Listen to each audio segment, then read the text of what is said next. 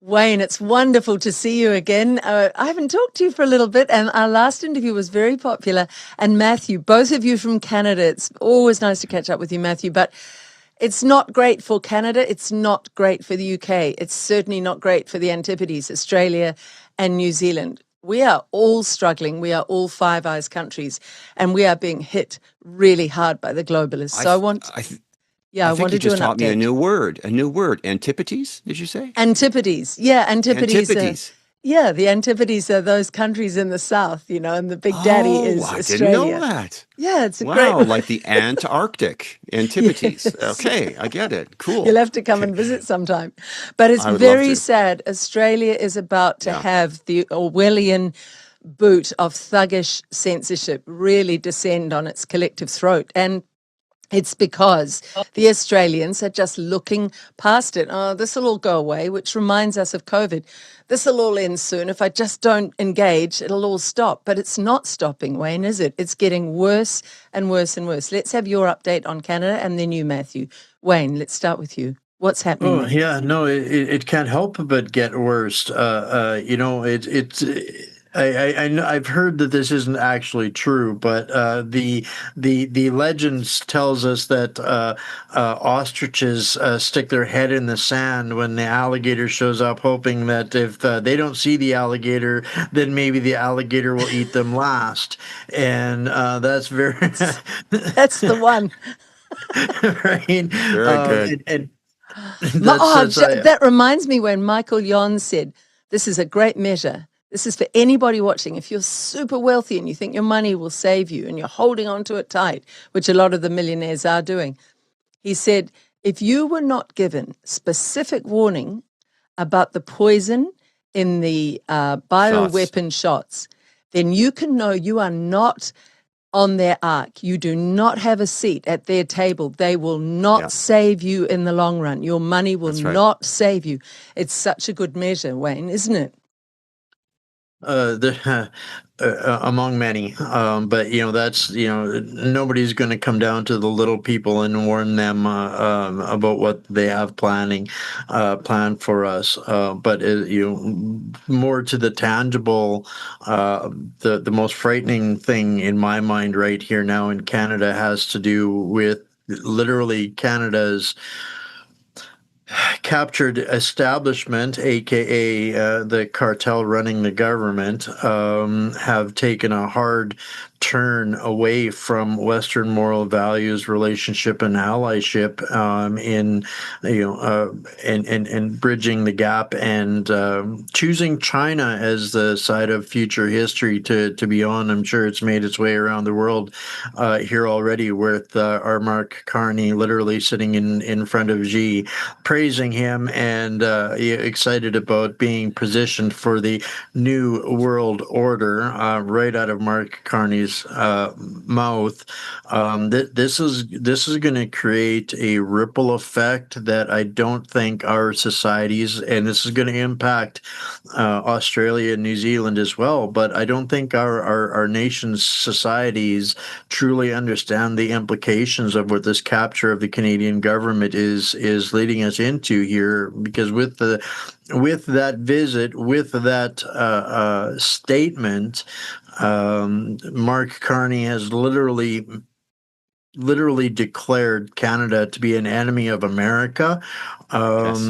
China is the enemy of America, and this is going to compromise all intelligence, all relationships between all of the Western nations now. And for most Canadians, they're fully aware already that any major bust that happens in Canada only happens due to intelligence from America. And when Peter and I interviewed Michelle Juno Katsuya and Gary Clemente, they at that time were even saying that Canada is like the stepchild that gets ignored with five eyes. Well, not only have they excluded themselves from a working relationship on national security threats press and intelligence, they have declared themselves to have joined the enemy's team now. So the repercussions of this, I think, are going to be monumental and nation-changing if there's not an intervention, sooner than later when it comes to Canada. Well, I wanted to talk about the people queuing up in Alberta to say, I want to get away from Canada. I want to cut away. I want my own independent country in Alberta. We'll get to that. But Matthew, your reaction there to what Wayne just said. Well, I really appreciate what Wayne just shared. It's absolutely accurate. I mean, that statement, in a way, is what he did was giving foreknowledge, like telling people what's going to be done to them. I mean, this is, don't forget, from the Satanists in this world. They feel obligated that they need to give a heads up of what they're going to do, so that they can be their karma, they believe, is protected that way. I mean, to me, that's the ultimate thing about what he was saying there. I mean, the idea that we're turning our backs on our closest partner for the entire length of time we've been a country, and the one that we're allied with, 80% of our trade is with, and and our defense and everything. The idea that he's right from the get-go, even before he won the position, he was flying to Europe and conferring on the deals that they were going to do on defense and deals on trade.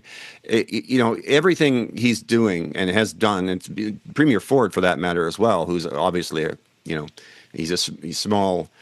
He says he's a conservative, but he's not a conservative at all, right? He's acting like a liberal, and he occasionally does some populist thing to make him look slightly conservative. Everything they've been doing, both Carney and him, is to cause complete baiting of the American government, the Trump cabinet, to do more tariffs and to create more penalties against Canada's economy. And this is a part of their deliberate thing. Let's not forget that the World Economic Forum, Klaus Schwab had said, we have penetrated more than half of this cabinet, and true, that was in Trudeau. And don't forget, who was the economic advisor at that time to Trudeau? Carney. Carney is the ultimate globalist compared to Trudeau, who was a lightweight by comparison, being a central banker and a UN special envoy and a World Economic Forum board of directors. So what they're doing by making that pronouncement is basically giving us a heads up that, and now we're isolated from America. It's going to have to, the CUSMA, they call it, the Canadian, U.S., Mexico Free Trade Agreement. That negotiations are coming up in like a month or two, and we're going to be devastated because of this thing with taking over Venezuela. That oil, that $17 trillion of oil, means that thick oil in the tar sands is no longer going to be in demand in America. That was our one thing in the CUSMA, but that we allow us to negotiate. And we can't negotiate we have nothing in our hands to negotiate. All we've got is targets across our entire body as a country, because we're so infected with these globalists, these European continentalist bankers, and the City of London bankers, the World Economic Forum, the UN. We're going to be punished hard.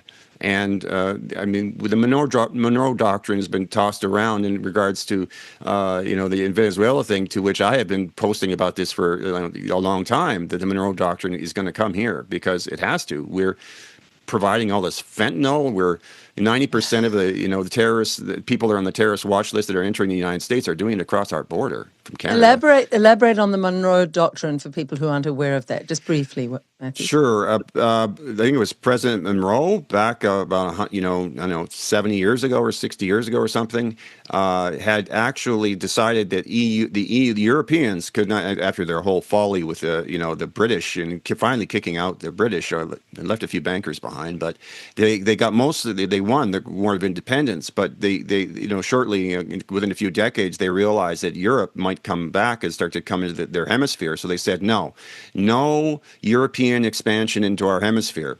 And that sort of also morphed into just basically the anything around North America and Greenland is home base for the Americans. You cannot have their enemies coming in here. And so it was bad enough that he represented the European continentalist bankers. I'm quoting Tom Luongo, Okay, Gold, Goats and Guns newsletter, libertarian, chemist, physicist, brilliant money analyst says follow the money from the central banks to the big banks, all the way through to the political parties and the NGOs, and you will find out where the power is and what's going on.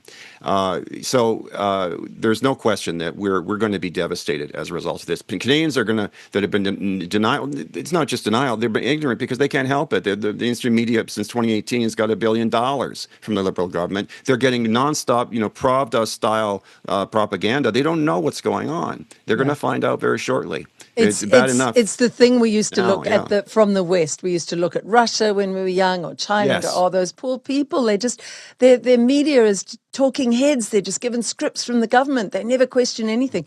We are there now in the West. Yes, all we our are. media are collapsed because they're paid. Their jobs are coming from the government. So their money comes from the government, so they're controlled by the government, and the government tells them what to say. That is so sad for our media. It's a really worrying time. And Carney, Wayne, is right from the banker of bankers. He's right at the heart of banking, isn't he? And it is to do with the City of London versus, in a way, Trump. Trump, in a way, is taking on the City of London, is he not? Which is very corrupt. It's a giant swamp family, right? And Mark Carney is the low-hanging face of the fruit of what we're up against. The people that make Mark Carney are, for example, his brother, who is the king's bookie, right? He is the King of England's personal accounts manager and banker. Mark Carney is the glue between King Charles and Klaus Schwab at the World Economic Forum. But Mark Carney is still lower on the pedestal than what his wife is even. His wife wields more international power than Mark Carney does even. She's a senior advisor at the Climate Resilience Hub, what is it? The Eurasia Group. Yes, the Eurasia Group, yes. Yeah, Eurasia Group. She's was the strategic advisor for public policy research in London. She is served on the boards of the Royal Academy, Shell Foundation, Client Earth. She's an Oxford speaker. She has more international pull than even Mark Carney does. And she was the one that was the roommate of Ghislaine Maxwell when Maxwell was going to university. And so this woman behind the scenes is actually the one that's pulling the strings of Mark Carney. And we cannot forget that she is also the niece of the author, Francis Fox Piven from the Cloward Piven strategy of nation destabilization for the purposes of rebuilding. So she's been probably, in my, if I was to make a speculation, she would be the draftsperson behind a lot of these agendas that all of our nations are experiencing collectively, because we're crown assets as they see it. I'm going to ask people to look underneath this interview. I'll put in a piece on the Cloud Piven strategy. It's horrifying. If I could just quickly Matthew. just connect that. So in Columbia universities, I believe it was the 1960s, Francis Fox and Piven, and then her other professor, they were Marxist, basically, professors. And they came up with this idea, how are we going to implement Marxism? Well, you overwhelm a country with massive amounts of immigration, and what that will do, is that'll cause, and do wasteful spending at the same time, like send money overseas, and you just bankrupt the treasury, and with all these people, you're going to also create this overwhelming of creating the social services, from healthcare waits being super long to schools being overflowing to just not enough resources. Housing can become super expensive, so you can get rid of the middle class, because you have to print so much money to give to these people, and also to the overseas wasteful spending, that the inflation rate, prices rise, because you're diluting the dollar every time you print a dollar. And just connect this to today. silver skyrocketing through the roof, gold's doubled in the last 2 years or so, and we're seeing that's a direct measure of the drop of the purchasing power. So the middle class is being collapsed using this Cloward-Piven strategy by his wife's aunt. So it's quite a connection. You consider that he's connected. He's on the board of the World Economic Forum and UN Special Envoy, and then his brother, by the way, is running the prince, the current prince, not Prince Charles, but the current prince's household in London. He's the actual guy who runs the household as well. So he's connected to the royal family. And don't forget, as Tom Longo says, he represents the European continentalist bankers. And I have a feeling, given that he was working at the Bank of England, that he's probably a proxy or go-between between these two parties, because apparently the European continentalist bankers, which includes the Vatican Bank and the other big banks along in Europe there, they have a war with the City of London. They hate each other. The only thing they agree on is that the Americans must die and the Russians must die. But who gets the power after that? They don't. Them or either your ECB bankers or the City of London don't agree on. So anyway, he's the liaison for the big bankers as well. So wow, he is super connected, but not as much as his wife. Exactly. And this is where people really struggle to some people struggle with, but why? Why would people voted into politics and with good jobs, why would they want to destroy us? This is where you have to look at the Agenda 2030, isn't it, Wayne? Yes. It's a Marxist-communist agenda for full control. We talked about Chinese influence in media.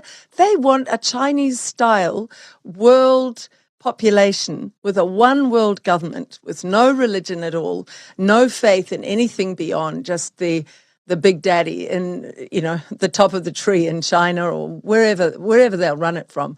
But that's what we're looking at, isn't it? I think it could be, analogies can be drawn, comparisons can be drawn. It's literally the modern version of the Game of Thrones, right? And this is literally what we see happening here, and it's hard for people to wrap their brains around the fact that this idea, this concept that we have of nation states, national identity, security, countries, sovereignty, all of those things, that's a relatively recent phenomenon in our society. That's only like 150, 200 years old, where nation states were recognized. Before that, it was literally kingdoms, empires, territories. It was the Game of Thrones, and it's still the same people pulling the strings, the same families pulling the strings. So at the end of the day, and this is a gross oversimplification of it, perhaps, but this is how I process it. Understanding that the British royal family, there is nothing British about them. They are German. Rome was the second empire. Hitler was the third empire, Third Reich. Rome was the second one. And literally what we're moving into here is the Fourth Reich of world global domination under this unholy alliance of the UNWEF, who have literally all superseded our nations by replicating our governance structures at an all-encompassing global swallowing methodology, and then it meets our countries and it gets developed through things like the PAR program here in Canada. It's called PAR, Participatory Action Research. Create the problem, gauge the reaction, provide the solution. It is literally the Hegelian dialect rewrapped as federal official policy to implement these Fourth Reich, UNWEF, supranational, superimposing policies that nobody is electing. Nobody wants this shit. Not anybody that's touched by any of this. And one of the things that I said a number of years ago is that if you look across the entire spectrum of the planet, every single metric of human suffering stems and originates from some entity or collaboration or affiliation with exactly that, the United Nations or the World Economic Forum. That is the root, source, and cause of every metric of human suffering on this planet stems from those organizations and entities that have self-declared themselves the rulers of the planet, and we'll come into alignment once we figure out what's best for us and then what's for our safety, right? And so this is how they have illicitly captured all of our nations and are trying to force us into the same molds of society. The one world government, one world religion, one world currency, and every bit of tech is nothing more than a tool for them to leverage and control all of us. It's so Absolutely. interesting. We have a former leader who was a mentor to the awful Jacinda Ardern, who's skipping around the world and began all this censorship nonsense of, misinformation and disinformation with her speech at the UN about 3 years ago. Nonsense speech. Anyway, Helen Clark now is retired in New Zealand, but she makes these pronouncements as if she's some kind of guru. When you meet her, and I interviewed her about 5 years ago about her uncle's contribution fighting in World War I. She's totally betrayed her uncle, totally betrayed everything he fought for. But she's so singularly unimpressive. She's just like a sort of sad old lady, really, quite a lonely old lady. But she would have been a rampant communist. She was a rampant lesbian. I have that on good authority from somebody who was at university with her. Everything about her life was fake. She pretended to be married. I mean, she's lived her life on a pile of lies, manipulations, and deviousness while pretending to be this holier-than-thou sort of sanguine person who can tell the world how we should go. But here's my question from that. Are these people driven by a sad ideology that was pumped into them at university where we must go through all this pain to have communism, which is the way? Or are they just evil people? Or is it a marriage of both? Matthew, what do you think? Well, first, I'd like to point out that it's communism wedded to super large corporations, like absolutely connected, which is what's called, Mussolini called it corporatism, but the real name is, of course, fascism. That's what most people understand. It's fascism, a communist fascism, right?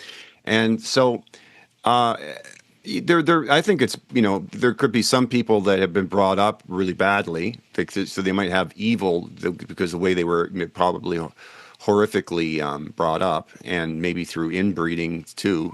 Their genes are not very good, and but I think that the bulk of it's happening propagandized through.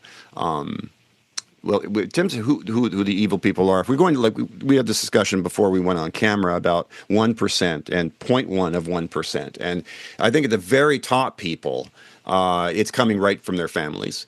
They've been taught at a young age horrible things done to them, and they're controlled, and so. But the greater 1%, I think that they have learned. They've gone. For example, if you get a Rhodes Scholarship, you're indoctrinated into globalism. To get a Rhodes Scholarship, and so people are learning. I met in university actually a guy from France, and I had this discussion with him that I'd never met someone who was a fascist before, and he believed that the people are just too dumb. They're stupid, and they don't have any right to make these decisions. They can't even take care of themselves. We the intelligent people, we have to be making the decisions. We have to rule over them.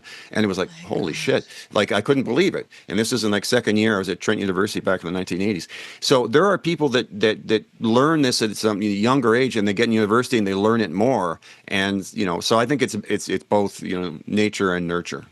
That nails it. That's how she talks, as if you unwashed out there. You don't know what you're talking about. I know.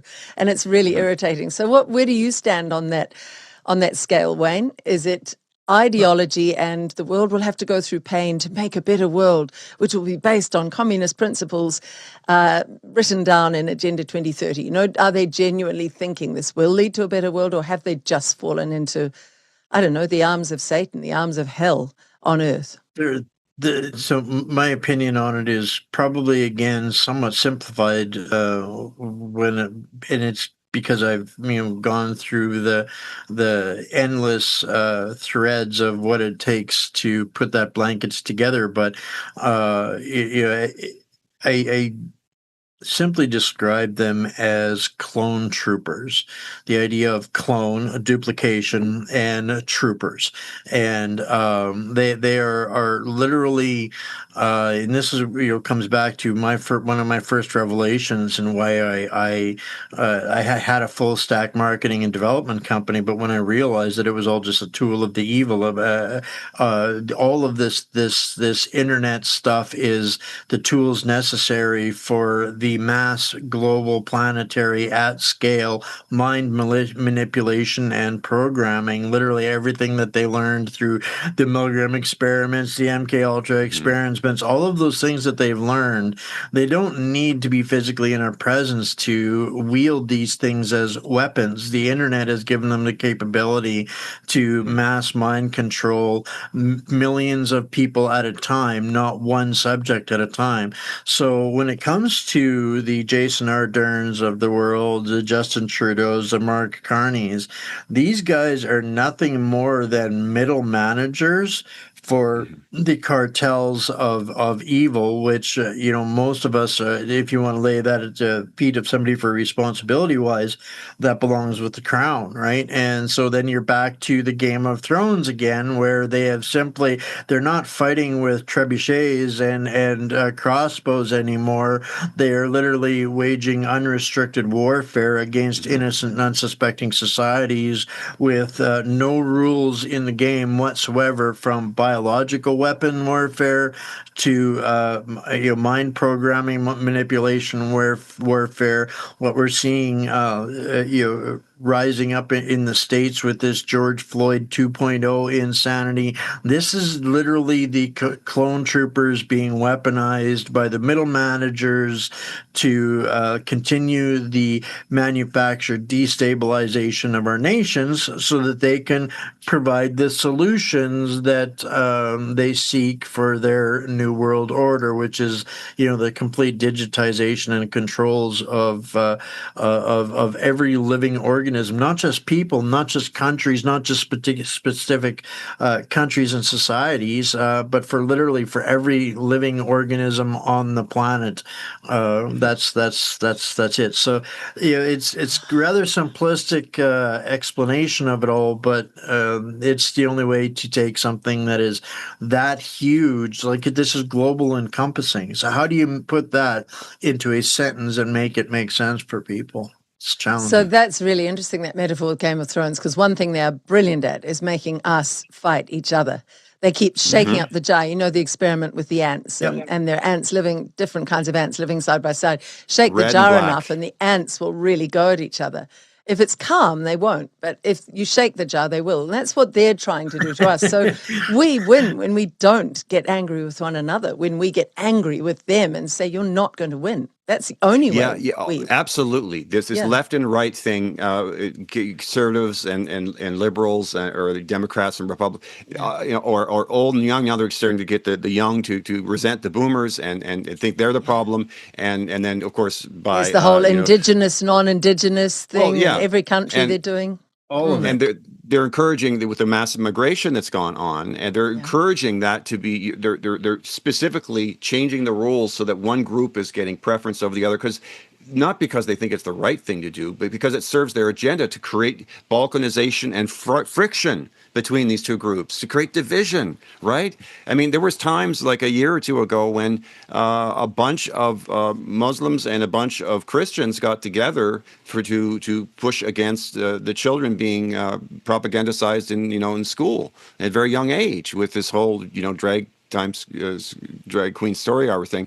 It was but they busted that up right away. There's something that came out, a news thing at that point, to cause this division. As long as they can keep us divided, we will not be able to see the real problem is coming from the very top, above our politicians, who are just puppets for this big conglomeration of these UN sustainable development. We were talking about this earlier today in my team, that whenever you hear the word sustainable, I mean, I was sucker for this too, right? That sustainable, that's what the whole whole UN 2030 agenda is about, the Sustainable Development Goals. Sustainability is based on the myth that the problem is there's too many people in the world because, CO2 is causing the planet to burn. It's not true. It's false. There's not evidence for that besides paid off IPCC academics who have to publish or perish, and they don't get their publishing money unless they say the narrative. So anyway. I mean, that's a perfect parallel with COVID. And a lot of people who took the jabs are waking up to that. There is something there. They're looking around going, I had a text from someone last night. I went to 7 funerals last year. Liz, I went to 7 funerals. I've been to 3 funerals in the last 5 years. So people who took the jab are starting to go, there's something wrong. Well, that was a lie. It was all based on a lie. COVID was a lie. It was the flu rebranded. So that's what they've done with climate change. They use the same playbook. And if you get smart, you start to work on pattern recognition. I have to mention, this is such a good thing. I saw a post. I'd love anybody in Canada to try this on, anyone in Australia, New Zealand who's watching. I saw a post where a man had written a book all about beautiful values to teach your children. So he went to a whole group of libraries in his area. And they all turned him down in America. You can't read to children about beautiful values, but you can, if you dress as a transgender person, read to children in a library about transgenderism and how everybody should be accepted. But just a normal person who, is just wanting to read, I guess you'd call it an old-fashioned kind of book, was turned down by every single library because the librarians have become so indoctrinated and woke. But there's the thing. Let's all start to write just simple, decent books and take them along to our local library, get them printed and say, I'd like to read. I'd like to do some reading to children. And we can counterbalance this huge movement. We've got a massive problem with that in New Zealand. And I know in Canada it's big, isn't it? It wouldn't work here in Canada because it would be deemed a threat and an offensive and intimidation to the Islamic subculture that is here. What would be allowed and is being promoted within our education system up here in Canada, Liz, and this is probably going to startle you a little bit, but within our curriculum here now is the favorable teaching of jihad as a righteous struggle. That is in our curriculum here. That is becoming our curriculum here in Canada. This is so insane. This is so insane now. You're joking. You can't quote the Bible in public, but you can quote the jihad and teach the children jihad in Canada. This might be an opportune time for me to mention that Wayne's referring to about quoting the Bible is that Mark Miller, I believe, who's in the cabinet of Carney, stated about a month ago that certain parts of the Bible were considered hate speech. And it was like, Acts 2 and Deuteronomy, and then it was Luke or something. And the idea is that if Bill C-9, the online, what's called the Combating Hate Act, if this goes through, and they're literally in a week, Parliament's resuming, and it's going to be in the end of second reading committee, and then it'll go into third reading. Could pass in a week in the Senate once it goes through third reading in the House, because they've done these special procedures before, like with Bill C-5, it passed in less than a week. Then you will not be able to potentially quote parts of the Bible because they've taken out the religious exemption.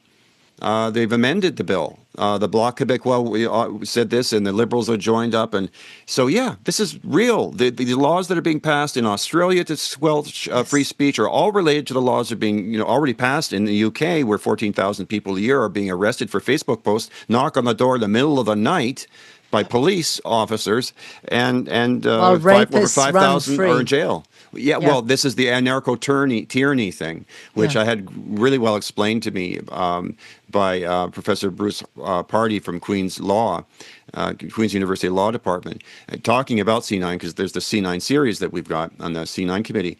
And he said that that this bill, for the first time in our legal environment, will make it so that if you criticize an ideology that someone holds dear to their heart, it's part of their identity, that if you criticize that ideology and it crosses into detestation or vilification of that ideology, now you've committed a hate crime under this act. So it's not even just attacking a group, it's just attacking an ideology. So this is the end of Western civilization if this passes, in my opinion, and for Canadians it will be, because once you've done that and you've now started putting people in jail for 2 years and $20,000 fines, people will self-censor. And then when people are self-censoring because they were afraid of going to jail and everything, understandably, what's going to happen is that they can get through Bill C-8, the one that can deplatform people just based on a ministerial direction, no court case, nothing.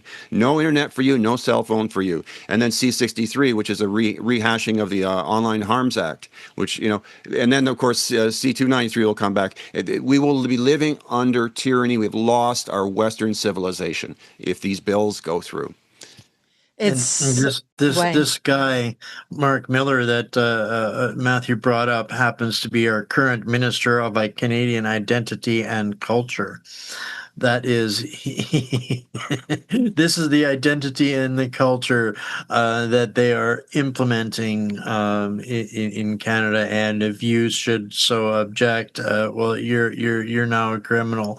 And if Bill C-63 makes it through, which I have every expectation that it will, because there is no enforcement or rhyme or reason to resist this, then no exaggeration. There is no way that I do not escape a life sentence in the gulag for my body of work for the last 6 years. That's a given. That's horrendous. That's Alexander Solzhenitsyn all over again. Mm-hmm. That is just right. In Australia. They're going to look back and say, if you posted this 5 years ago under this new legislation, Correct. You are liable. Mm-hmm. Now, I studied law, and one of the tenets of law is it must be predictable. So you do not do retrospective legislation. You can only work under the law as it was at the time. They are changing principles of law, so that would make us a lawless society, because those at the top are not following the basic tenets of justice. And justice is meant to be at the heart of law. So all we have there again would be tyranny if the courts allow this. But they all think, I'll save myself, I'll go along with the tyrants, so they'll look after me. But here's the rub. You will eventually no longer be of use to the tyrants, and you will be disposable as well. So stand up for your principles. That's all we've got left, our moral code. This is what makes Carney's getting into bed with China so disturbing. One of the top 5 matters for that on the table was mutual security alliances and tech and development. So we're on the cusp of Canada declaring a universal basic income and a central bank digital currency to go with the digital ID. At this point, on the current trajectory, this is inescapable, and even our border services agency is managed by a Chinese private firm. So how much closer can Canada get into bed with the control mechanisms of CCP China? If they're not skin on skin already, I don't know what is. And so this is as far as for accelerating to national security threat status to America. I don't think anybody is accelerating as quickly to that as what Canada is, and I think that is probably a significant portion of what's the quiet part that they're not saying out loud when it comes to Greenland. Because if America is going to have to defend itself against CCP Canada, they're going to need to have us surrounded on 3 sides via Alaska, Greenland, and mainland America.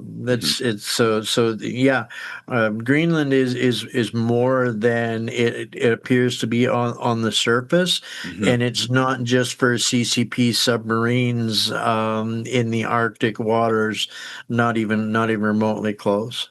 This is where it gets really interesting talking about America. I mean, I am equivocating on Trump. I find him at best confusing, and I think many people do.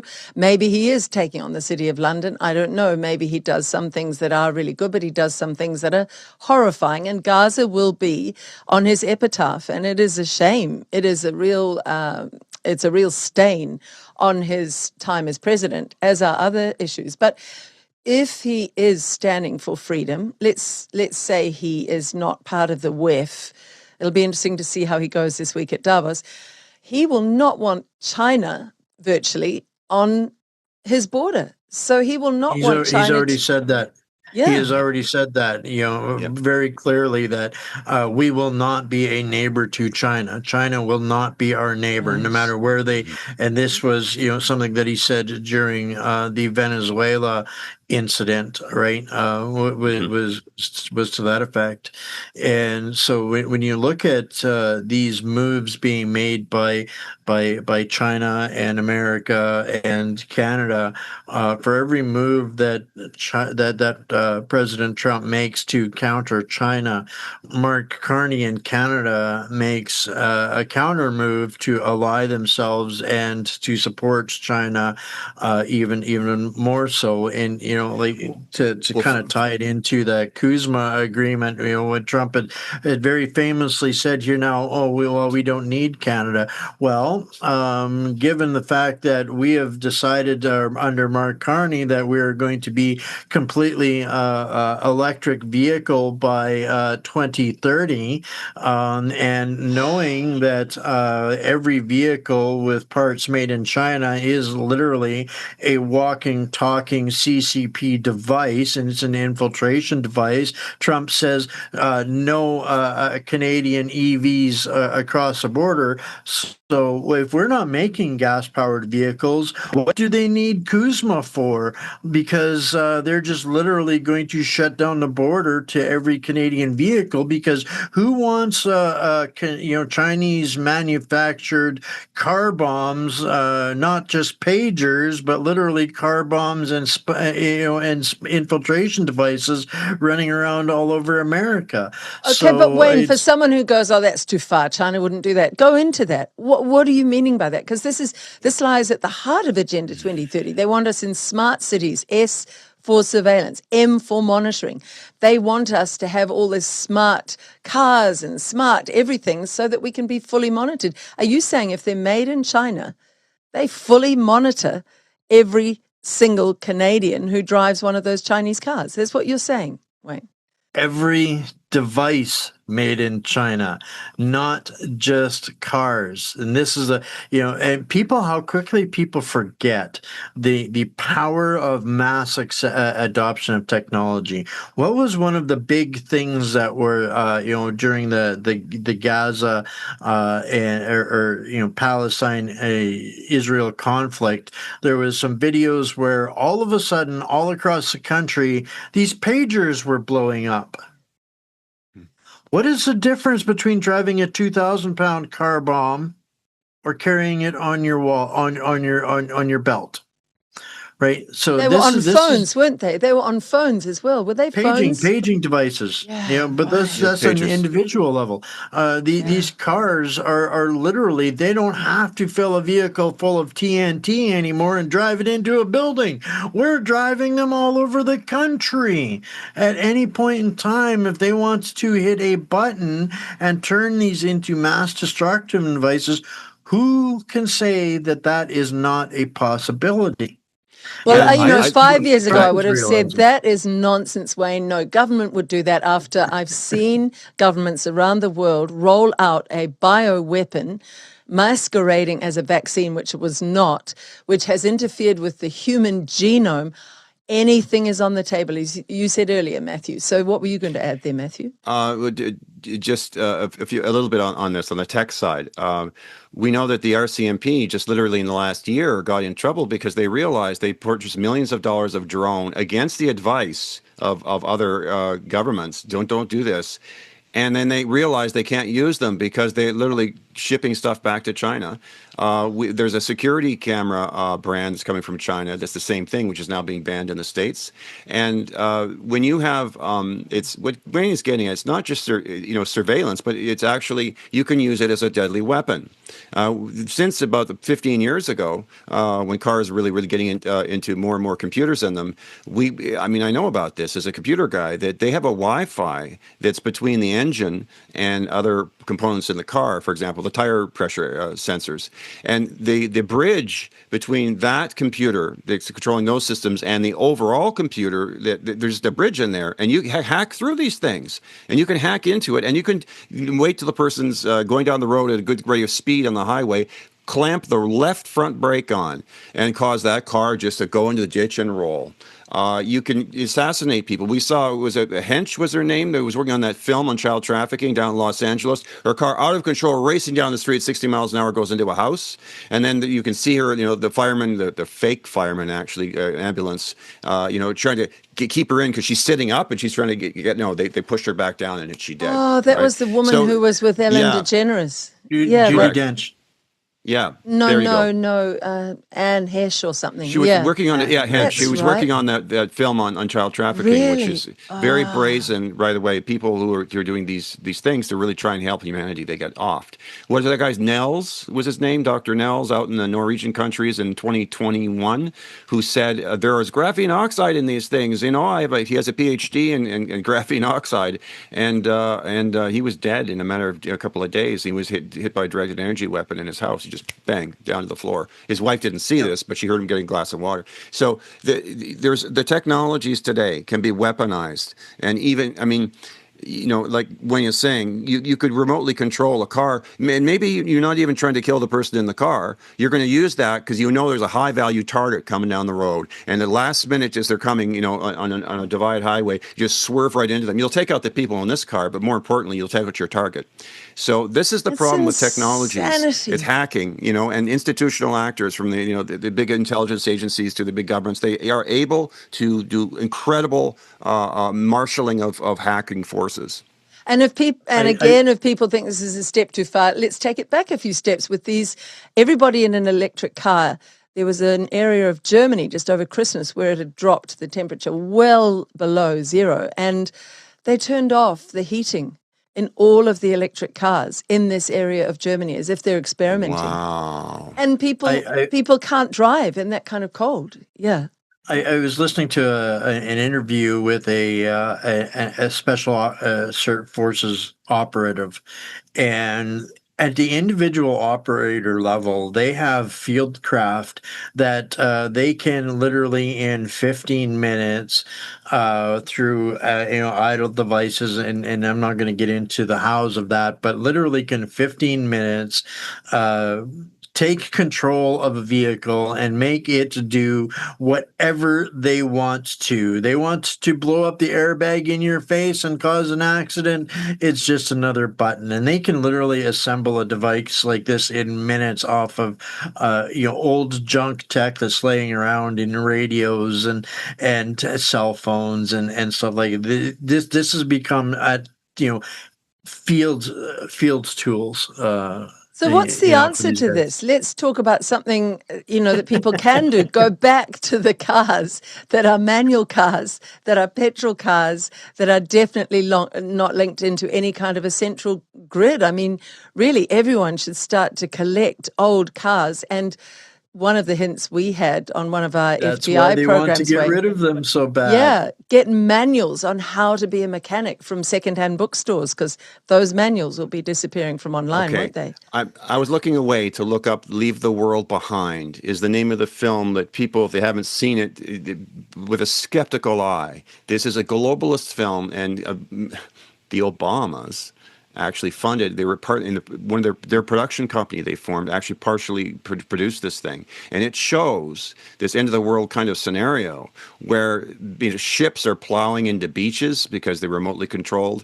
They can be remotely controlled, and a whole bunch of Teslas are just smashing into each other and creating, blocking up the highway so that no one can get out. And so this is, and we know, I've read these computer hackers, they took American cars 10 years ago, and they caused them to crash just by hacking into the Wi-Fi. So this is very real technology. It's been out for, well over a decade. We alluded to that before with Carney saying this is the New World Order. Just talk a little bit more about how they have to admit what they are doing ahead of time. They think it expiates their guilt. What is that? Well, what do you understand about that? Well, I purposefully don't research the satanic side very well because I find it very disturbing and I get triggered. But we know that in the Satanist worshiping Baal and worshiping Lucifer and all this stuff, and they get together, and let's not forget that to become a 33-degree Mason, you have to take allegiance to that as your God, to Lucifer. And then, of course, above that, you've got a whole bunch of organizations that are part of that. It's not just that organization, but there's many organizations that are service club oriented, private things, and it goes back and back and back in history. So anyway, they believe that they have to give you a heads up, and that's why you're seeing these Simpsons episodes or these movies, the things that we actually see.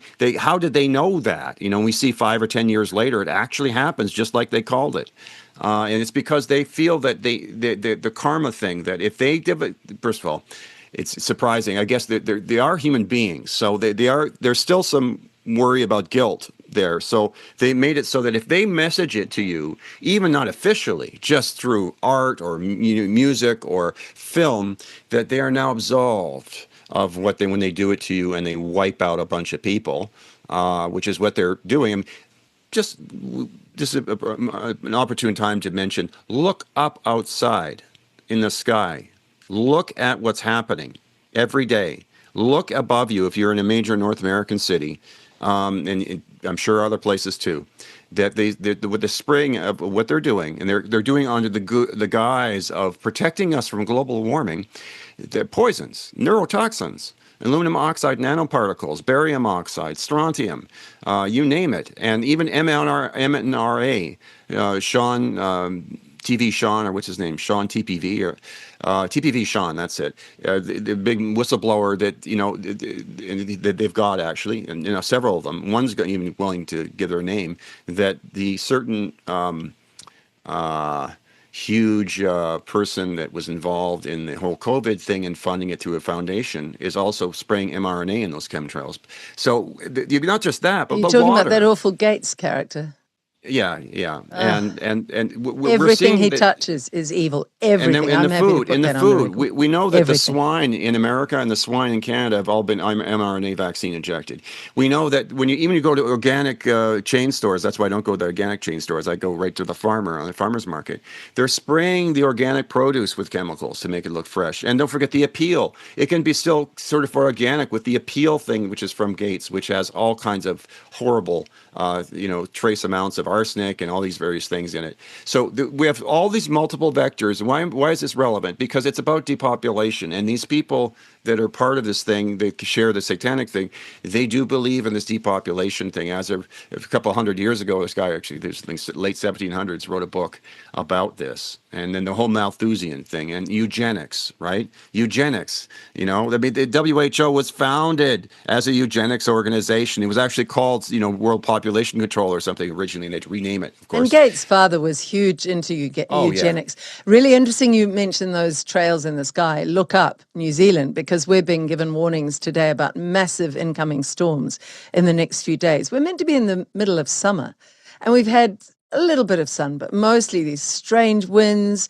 massive winds, a huge cloud cover, and now we're looking at floods. And it, has that feeling of the sort of Maui fires, or you could name any one of these disasters. Correct. This is how they're trying to clear us off the land. And they are fiddling with the weather. There's no doubt, Wayne, is there? Absolutely. There's absolutely no doubt. Even a few days ago in the United States, for our American viewers, there was a number of states, there was at least 5 states, where they, all at once, all these states, all were telling their people stay indoors.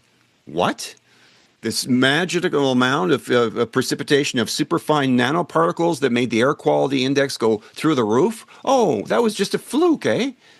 I mean, come on. This is what they're doing. They're spraying and they're deliberately poisoning us, poisoning our soil, poisoning the water, poisoning the animals.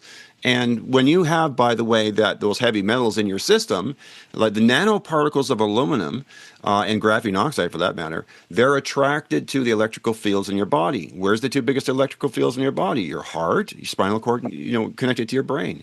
And that means the 5G, they can hit you with high intensity directed beamformed 5G, and they could make you extremely sick, where your alveolar sacs can start in your lungs, start to accumulate water, and then you go to ER, and then you go, oh, here's a PCR test, fraudulent at 40 cycle thresholds. Oh, you've got bird flu. Off to the COVID ward. We can give you some remdesivir and full pressure vent, 53% and 90% mortality respectively.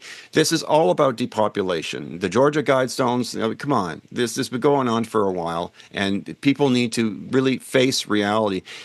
That's the big thing. I wanted to mention that. We need to talk about this. How do we effectively, I mean, you're talking about the viewers too, that are aware of these things. How do we effectively communicate this so we get enough people? Because we know it only takes 3.5% to get out in the streets and say that's enough. Non-violently, just get out in the streets and say that's enough. We're not putting up with this anymore. So I would like to get, your perspective, both of you, on that one, about what do we choose? Because if you talk about the vaccines, you lose a third right off the bat to a half right off the bat. Yeah. Because people got mind controlled about that one. Yep. And politics, some people with left and right, it's just so mind left, controlled. right, they will and not. chemtrails. But you know what? Let me give it Wayne a chance first. Go ahead.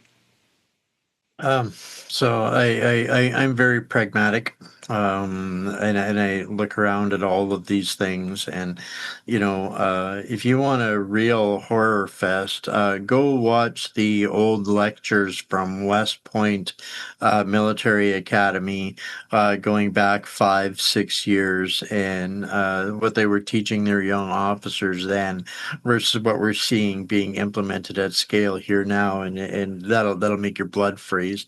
But I've come Tell us to a the bit more point- about that, just for people who don't know what you're talking to there. West Point is America's premier number one top military academy, and when their officers are in training, they go and take lectures from their teachers, and they often publish them on YouTube, where they think, oh, this is nothing new anymore. This is old hat to us. And you can literally see there in some of the lectures, one of the ones that I watched not that long ago was where they could literally project video images into a person's body onto a specific cell, and we then become the transporter, the delivery system of that video that can be then picked up off of your cellular material. So we are now the walking, talking USB sticks at a cellular level for their digital capabilities.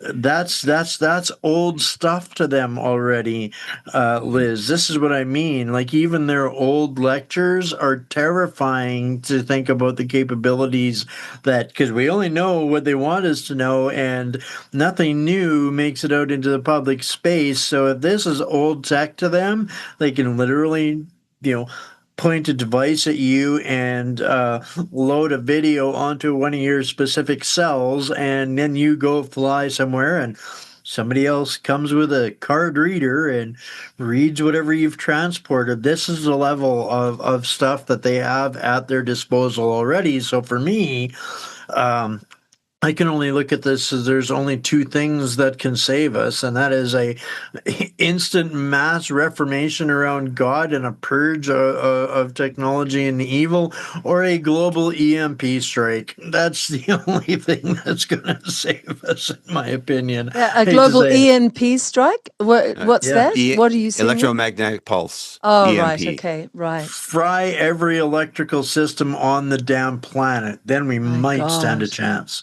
Are you saying that they are giving lectures and they are coldly talking about this, about, in effect, nanotechnology in human bodies with zero conscience, zero humanity? They are so As a matter of psychotic. fact, this is standard issue training for graduates of officer candidacy in the American military. Surely there must be humanitarians in there. Surely in a group there couldn't all be. That is psychotic to be able to talk about humans like that. We've loaded them with nanotechnology, and we can now load them with images, and we can treat them as I they have no uncovered a idea. report. I uncovered a report. This is going on 5 years ago now, maybe even a little bit more, where all of these materials that Matthew listed through the chemtrails. So here's what they can do. If you walk through, just hypothetically, and you walk through a device at an airport, Liz, they can literally take a screenshot of every molecule of those chemicals that you have breathed in over the course of your lifetime. That is basically your QR code now. They can literally track you from space, including up to 20 meters up underground, off of having a screenshot of whatever metal particulates that you have ingested or inhaled, and that you can literally be tracked from space. Oh, you got 232 particles of this, 2031 particles of that, and they have literally generated this ability for them to read us like cue cards just off of what we have inhaled from the atmosphere that they have been spraying. And I don't know, perhaps they have this already. Maybe they have this at every airport already. Maybe every time I walk by a TV screen, they go, oh, that's Wayne, because we can tell by the number of particulates in his lungs that he is who he is. And how do you argue that? I would just like to touch on just briefly on this, because I want to try and get back to about what we can, how we can be more effective at communicating. But on that point, there's multiple ways that they can manipulate us with the nanotech on our bodies. But in terms of, for example, even just with 5G, which is battlefield radar, by the way, 5G, you can look through a device and you can see the people in that apartment building over there. And the ones that have got the injection show up as a slightly whiter, because now it's reflecting off of the heavy metals in their body. And that makes, by the way, and the airport thing I want to touch on.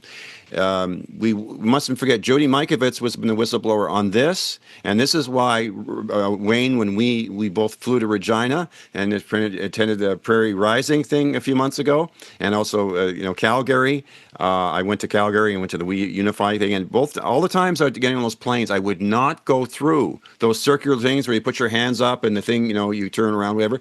Yeah. That is absolutely really bad for you. And Jody Mikovits has pointed out that the vaccine excipients in your body for just your vaccines alone can now be excited by that particular frequency and start causing you to do things that will cause cancer in you. So you definitely do not want to take those devices. So each time I was patted down instead. It was, so what? I'll rather take a pat down than shorten my life and increase the cause of cancer.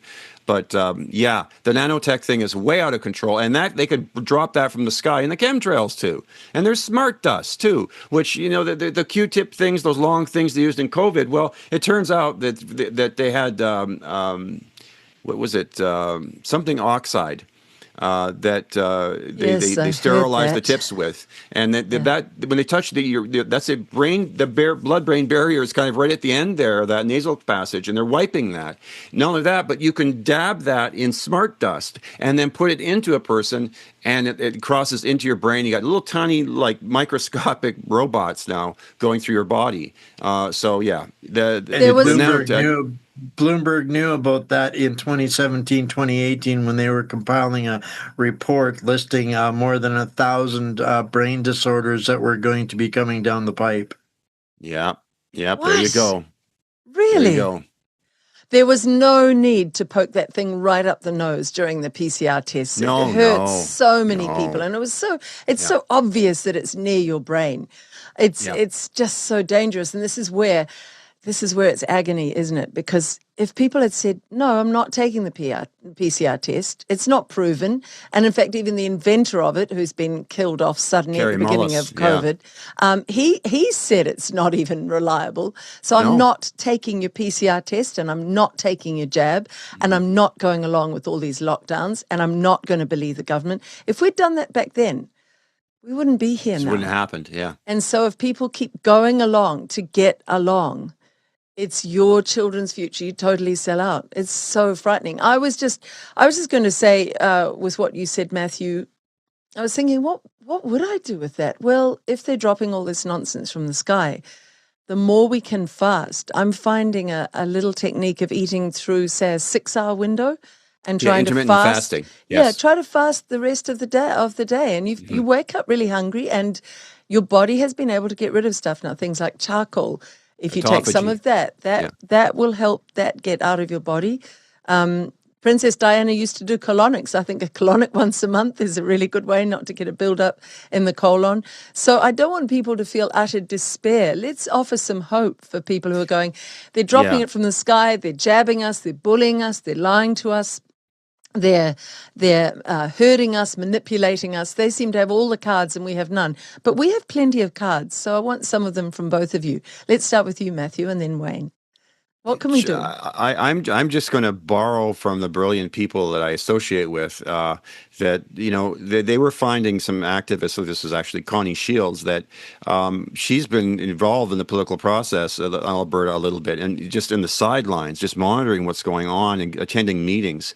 And it's interesting that if you talk to people about food, that is just like universal. Everybody has a love of food, and the idea. If we point out to people that this is why C293 was so easy to push when you explain it to people that they're trying to take away your food. You don't understand. They're adulterating the food as it is now. They're injecting these animals with all the pigs, and they're going to start with the beef and stuff. And they've already started with the feeding of Bovar, that stuff to make them stop farting. It's not mandatory in Canada, but it is in like in Norway or something or Holland. And they found that they got all sick and started dying and stuff. So the thing is that do you really want to be poisoned through your food supply? You're going through the grocery store, you're eating, you cannot tell what's GMO and what's not GMO, genetically modified, because we know that in Europe, they're all labeled as GMO. It's by law, you have to, but not here.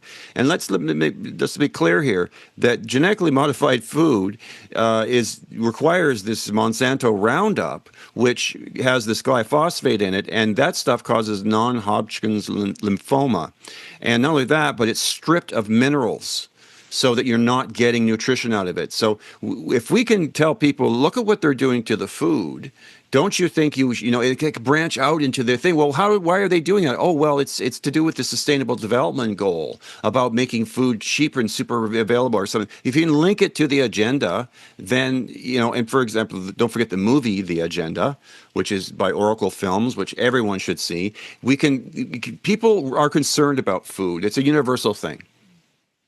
It's interesting. I mean, I think going directly to the farmer, you said you're doing, that's so smart. Yeah. And find the farmers who are not doing this kind of brutal injecting of their animals. It's terrible. The local farmers market here in Toronto is closest to me. I'm at the center of the largest city in Canada, literally the geographical center. It's only like a 15-minute drive. And they're all organic farmers. Yeah. And if they're not certified organic, they'll explain why. And they say, well, look, I don't want to use any things. The only thing I will use is this particular thing, which is pretty benign thing, and can't afford to pay the amount of thousands and thousands of dollars. And I'm just a small organic farmer. I can't afford to pay this, so I can't say I'm certifiably organic. But I'm telling you, I'm not using this anything. So mine are copper-based antifungal on my apples, not on the apples directly, just on the tree part. But a lot of them are certified organic, and yeah, that's where you go. Everybody should know this, that generally if you're in a city of any size, there is every Saturday morning a farmer's market somewhere. You just need to find it. Just go online and find it. I was reading an article about Michelle Obama and how she planted a full organic garden when she was there while they were driving GMOs into the food supply for Americans. We know that the royal family are fully into organics and healthy food. And naturopaths. They're they don't fully use into Western homeopathy. Oh, yeah. They've always used Homeopathy. Yep. Yeah. And interestingly, they've always used astrology. That was mentioned too in the article. So, yeah, I mean, they know, and they know how to look after themselves. And if they're dropping it from the sky, they must have ways to make their own bodies healthy because it would affect their food supply. So what are they doing? And we need to find that out and follow them. What are your suggestions, Wayne? How can we protect ourselves and our families? We can't just leave the audience thinking there's no hope, because there is lots of hope. There's humor. I love your humor. I love the way Wayne laughs in the face of the most awful things. It's just a Wayne thing that you do. It's wonderful. It's one of those things, and I guess it for me, I'm very pragmatic. I've got a pretty dark sense of humor. I'm pretty facetious. And part of that comes from, having multiple near-death experiences of my own. You learn to not be afraid of it. And so that is kind of the foundation of why my work is the way it is. And when people don't want to talk about it, well, that sounds like it's tailor-made for Wayne when it comes to subject matters. So, I struggle. I can't lie to people. And I can't blow smoke up their skirt, and I'm not going to deliver warm, fuzzy blankets and hot cups of cocoa. My strength comes from knowing that God wins, but accepting that I don't necessarily get to be around when He does. This struggle of good versus evil has been going on for 1,000 years, and people need to stop looking for the easy button. There isn't one, and our salvation comes from ourselves. The only 100% safe and effective cure for globalism is localism. That is it. No ifs, ands, buts, or maybes about it. And until people start to prepare themselves, you were just mentioning it. Even the elites, they make their own gardens. Gee, I wonder why they do that. And why do they have greenhouses that don't necessarily get rained with all of this shit on? Why do they have filtration systems on their food supply buildings? And why are they pumping CO2 into those buildings to grow their fruits and veggies? And we still sit outside of that knowledge and knowing and are looking for those people to come and save us, and they just aren't going to. So I don't have the how-to manual for how we can fight back. It literally comes from God and understanding of what we're up against, and accepting that I don't get out of this alive any more than anybody else does, but I will spit in their eye for every opportunity that I have to do so. And you want to knock me down?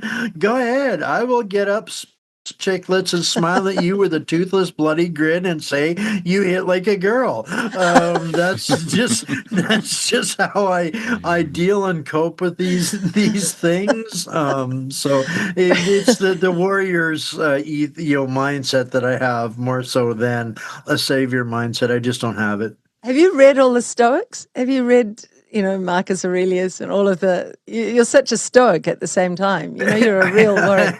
Yeah. I am at my core absolutely a stoic. Love Yeah. Marcus Aurelius. Absolutely do. There's a platform on YouTube that I get a kick out of called the Brothers Grimm. Very stoic. Very, very stoic. So I would have been a great Spartan, right? The movie The 300. So we'll block out the sun with our arrows. I'd be the one grinning there, giggling, going, "Okay, we'll fight in the shade." Right? That is the way to do it. It's all about agility and resilience, and that lovely saying, Matthew, knock down 6 times, get up 7, or it's a Zen saying. Just always get up one more time, and then knock you down. What's your trick for resilience? It's not really a trick, is it? It's a definition of character. Wayne's just defined his character as a real man. Where do you go for nurture inwardly, Matthew, when it feels a bit overwhelming? I read this Gabriel Marquez. Gabriel Garcia Marquez. Garcia Marquez. Yes, 100 Years of Solitude. I love that book. I keep rereading the Four Agreements, and I also read the Bible. And I do go to church, not every weekend, and I'm throughout this, it's always trying to find the right church, to try and find some Christians that are actually pastors that are actually willing to really look. If you really want to follow Jesus, you got to realize this guy was a rabble rouser, and you need to question the government around you. He was the ultimate revolutionary. Exactly. Exactly. Yes. And there are big questions about how many pastors have been corrupted by a corrupting program. If you want to look into that, listen to the Candace Owens podcast series. It's riveting since her friend Charlie Kirk died. It's very revelatory. And it's very, very dark what's been done to churches and to some pastors. Very concerning. So be discriminating. But you can sit at home and read the words of the Bible. And we said earlier that may be ruled out soon. In New Zealand, we had news just before Christmas that the army here is being taught how to spot Christians who are basically troublemakers. In other words, they're being mind programmed to see Christianity as a problem in society. It's shocking. It's real Christians that they're concerned with, and I want to make this point because Canada is flooded with what polite term is lukewarm Christians that believe do not go against the government, must be pacifists, you must be welcome all of this stuff, beg for their forgiveness and know not what they do. Well, I call bullshit on that because if that were the case, then the armor of God would be absolutely irrelevant because part of the armor of God is a sword, and all of the armor of God is for battle and warfare, and people refuse to acknowledge what that meaning is and what it serves. We are not just supposed to roll over and take it because we're Christians. Oh, hell no. Oh, heck no. That's not the way it works. And I call bullshit, Wayne, on sanctioning the blatant murdering of tiny children going to get water in a starving Gaza and the murdering of women as well. I call bullshit on that. That's not what Christ came here to teach. It's not okay. Judeo-Christianity teaching that is not okay. It's not. It's all over the place. For example, we were talking about. Well, I don't know if we mentioned this or not, but there's underground military bases around the world. It's like the one that just got they exposed that this Ukrainian. This Russian soldier. This thing floated around Twitter the last couple of days is telling about what they found. In these, they found these places where they take the children, and at the first floor they take their clothes off. The second floor is where they'd be butchered, and the organ harvesting. This was going on. It was a big business. Okay, and by the way, MAID in Canada is the medically assisted dying program is also doing massive amounts of organ harvesting, and they just took a 26-year-old kid last week or the week before because he would say he was depressed. It's not even legal to do that based on mental illness alone, at this point. But they did it anyway. by this Dr. Death we've got out there. But how did I get on that? But just that there's a lot of evil in this world, and the Christianity recognizes that there's evil. But as Wayne is saying, it's almost the Bible's been, so many versions of, it's modified by, like, the King James Bible's obviously modified by King James, and he changed a lot of the words of meeting place that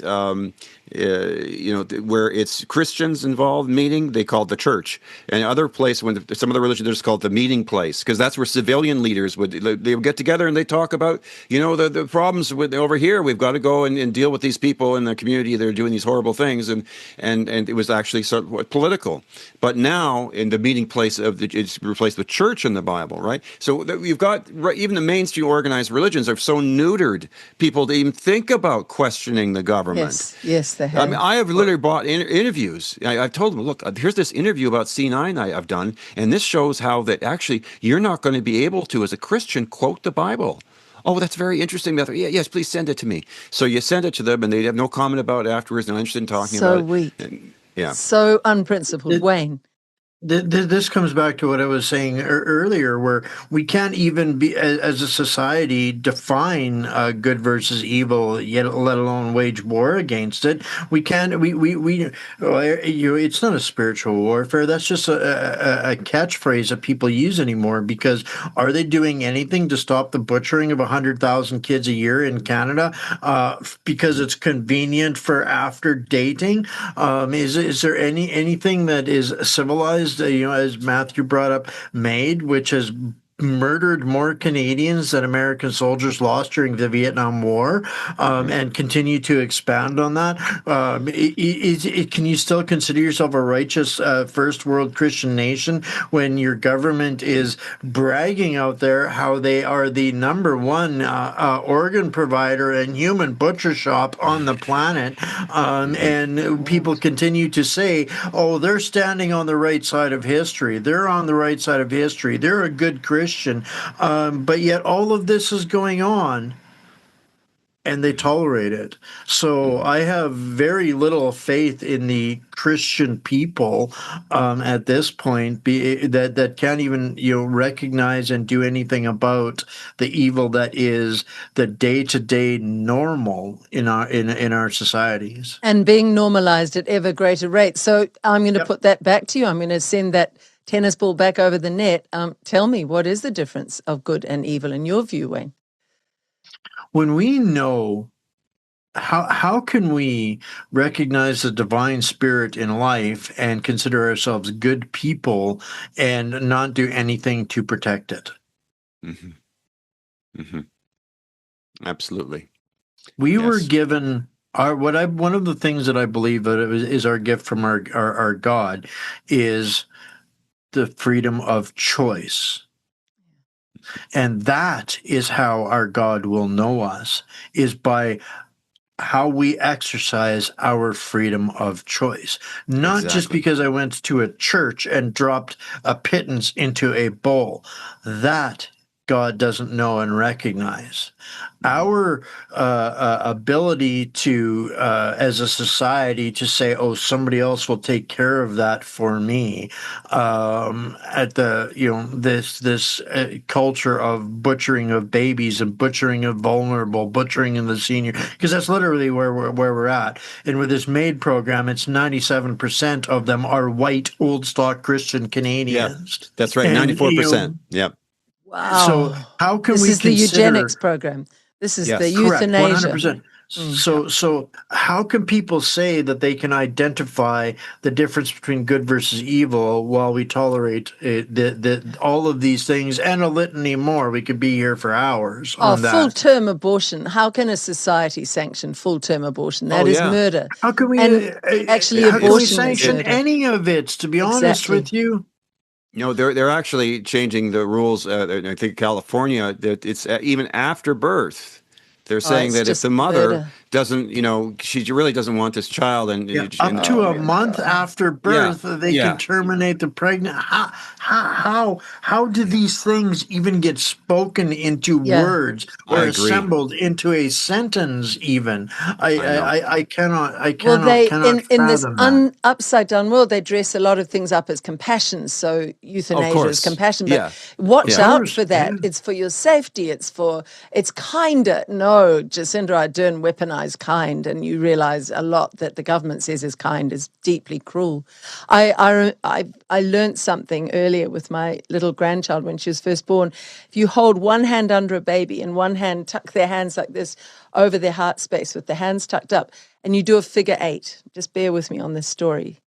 A baby that is Ah. crying will stop Uh-huh. immediately and start Yeah. smiling. And do you know why that baby does that? Can either of you guess?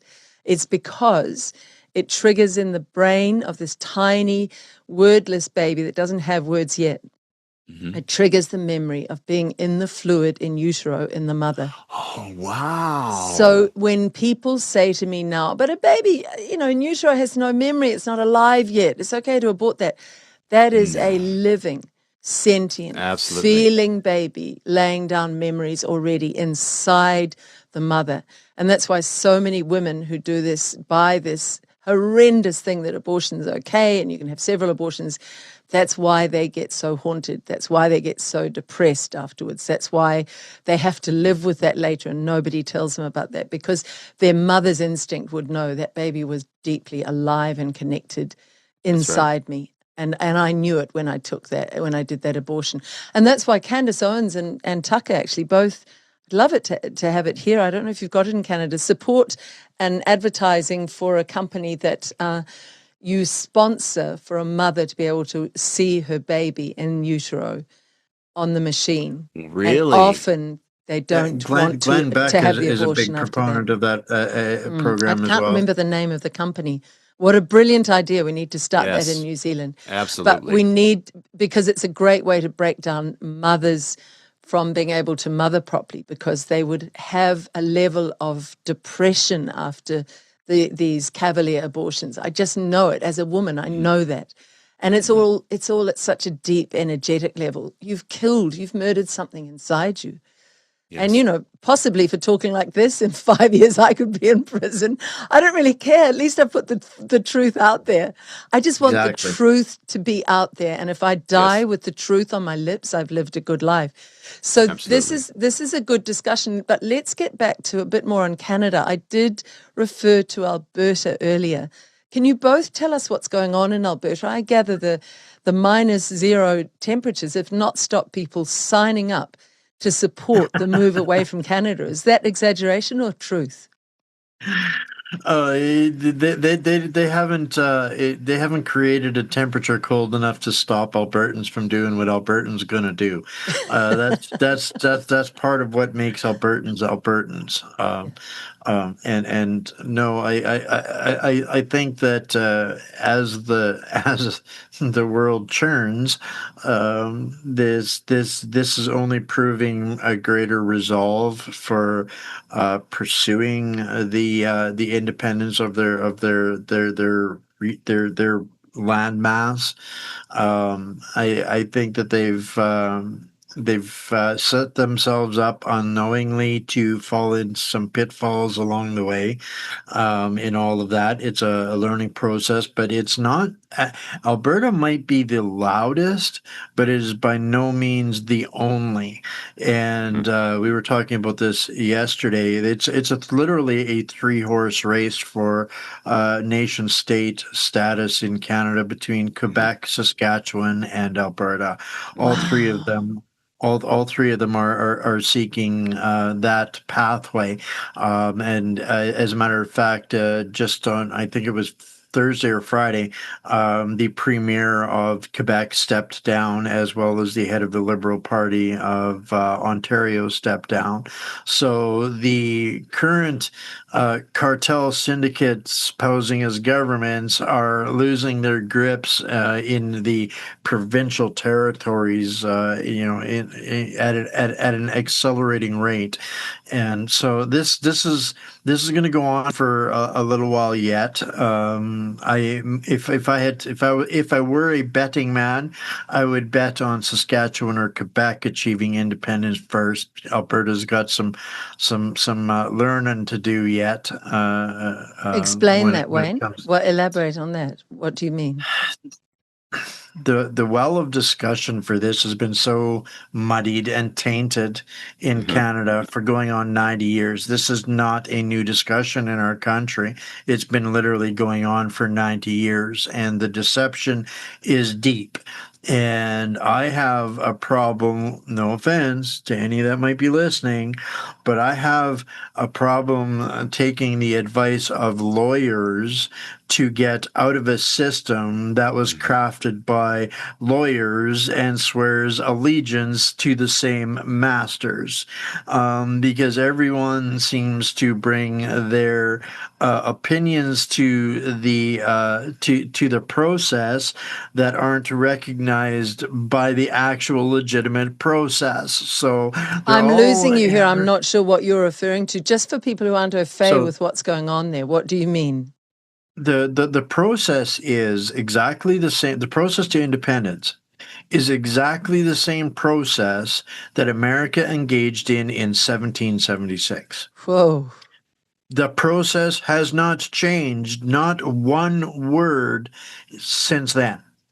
And if you look amongst the fathers of Confederation, none of them were lawyers or barristers, right? Because what are all of the lawyers and the barristers sworn an oath to?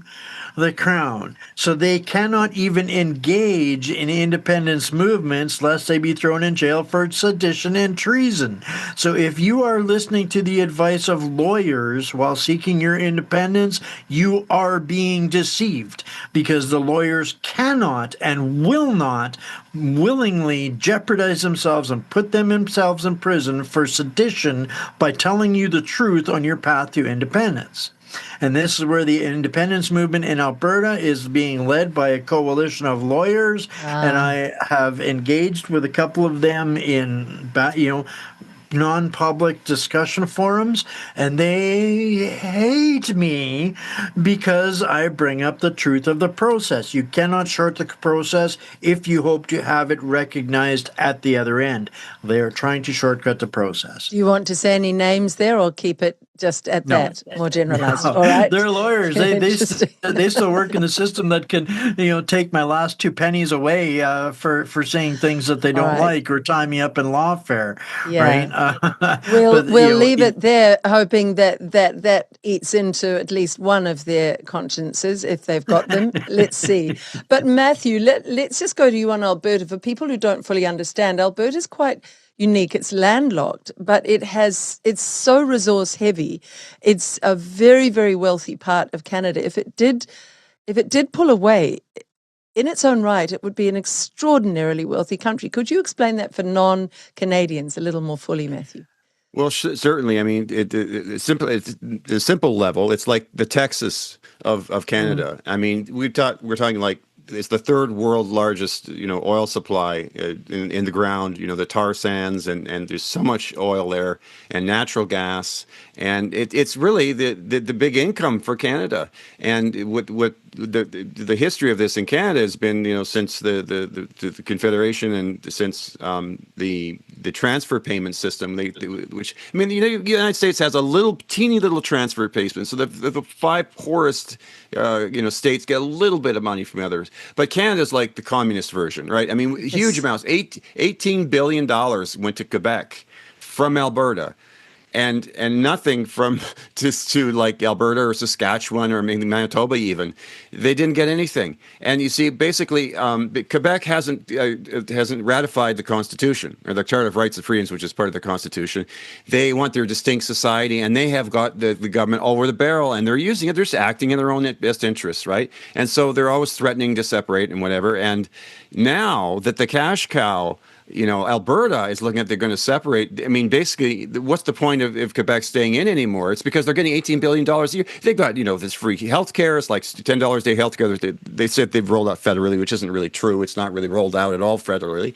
And they've got so many advantages. I went to take some money out of an RSP, because I registered savings plan, Yeah. and you're allowed to take out so much before they take tax, and the tax. The ranges, it's all different for Quebec. Basically, the range, it's twice as high. You have to hit a certain threshold that's twice as high before they take and set aside the funds. So, I mean, they have so much better deal than the other provinces. So I totally understand that, once Alberta goes, that's it, Quebec's gone. And as Wayne is saying, the people in Saskatchewan are down to earth, very honest. They're huge reserves of potash and things like that, and uranium in the north. Like 30% of the world's uranium is in Saskatchewan. Wow. It's huge. And the thing is, though, Wayne's point, the lawyers, whenever you've got trillions of dollars of money involved, it attracts a lot of the professionals, the intel agencies and such, to get in there from other countries. And there's an operation running there where much of these organizations that are the Freedom Separate groups in Alberta are infiltrated with globalists, right at the very top. And they're totally going to bring over the entire thing from that we've got now, because we're infiltrated. The root problem in this country, for every province and for the whole country, is that we are infiltrated by unelected, globalist, non-government organizations funded by a particular billionaire or two and our own tax dollars, and they are eugenicists, and they want to control us, and they're going to use all the tricks to wipe out our economies, make us poor, so we'll accept universal basic income, and then comes the control grid with CDBC and the AI and everything else. So these globalists, Alberta separating as a globalist standalone country is not going to be that much better than Alberta in the globalist-led government in Canada. They've got to kick out the globalists. They've got to have a real constitution. They've got, as Wayne says, lawyers step aside. This program that Danielle Smith has set up for them to separate, they had this, she passed this thing that they can have the referendum now with this many signatures. And the next day she passes a law that says it has to go through this judge who's got to approve all the wording and everything. As soon as they're making the whole thing this multiply complex legal thing that'll take years. Yes. It'll be too late. It'll be too late. Besides, C9 could pass in the next 2 weeks, or 2 weeks away from now, and then go through 3 weeks if it went through the really fast. So, I mean, then we're going to have C63. By the time how are you going to separate when everyone's muzzled and can't talk? Yeah. That's you could level that same accusation at Trump, at Winston Peters here in New Zealand. They can act like they're on your side, but then they take so long to take the steps that are so obvious. I mean, a good example, Winston Peters was our Deputy Prime Minister, and we approached him with the Barry Young data, and I said, put this data out to the world. You'll be on Joe Rogan tomorrow. You'll be on Tucker Carlson. You'll be a hero. You'll stop the rollout of the mRNA. You'll stop New Zealanders being hurt. And he wouldn't do it. He wouldn't pick up the phone. He always used to when he was campaigning. And so from day 3 of him in power here in New Zealand, as deputy, I went, new government, same playbook. It's just that you're the player who makes it look like you're on our side while you're not on our side. Is Trump that, Wayne? Is he the one, making all the right noises? I mean, he himself has said, I'd have Alberta as a state of America with all that wealth. He has. He's made approving noises of Alberta leaving. But is he that false friend to freedom? He's an enigma, but is he that? People have to. There's a few things that I want to touch on. First of all, full disclosure, I am an Albertan. That is my home province, and as much as I understand it, I encourage the discussions of these sovereignty projects simply because that's the only way to force Canadians to look in the mirror. It's the only way for them to see the reality of the situation that we find ourselves in. What do you mean for Canada to become like the Balkans, to break up, to become many small countries? That's the downside of Alberta achieving their independence, because this is kind of one of those things that people in the discussion don't really think about is the instant one province should achieve its independence, its sovereignty, then every single trade deal, negotiation, currency, military deal, every single thing that was called Canada has to be redone. So the entire history of trade policy, foreign policy, all of those things would have to be revisited and be redetermined. And knowing this, anybody, Alberta might be incredibly wealthy as individuals, but guess what? They are going to be, at best, a Chihuahua state of America, like Estonia, Latvia, Lithuania is of Russia.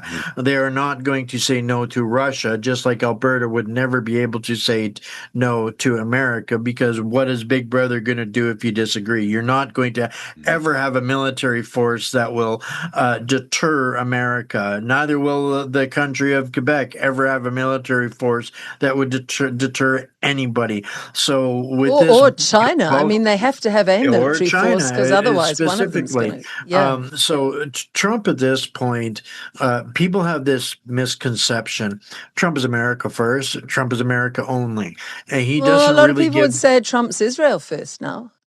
That's semantics. Big semantics. It's big geopolitical be that semantics. As it may, that's not my place. It's not my place to make judgments on that. I don't have any skin in the game on that. When I look at the geopolitical situation of all of this, it's pretty hard for me to believe a country of 3 million people literally rules the whole bloody world. Sorry, I don't buy into that. Israel did it. Israel is the king of America. Yeah, I think they're 9 million. Maybe individuals in America, maybe, but America is the big dog on the block. And when it comes to that and the geopolitical influence and force, absolutely, Trump has interests in Canada, but not all of Canada.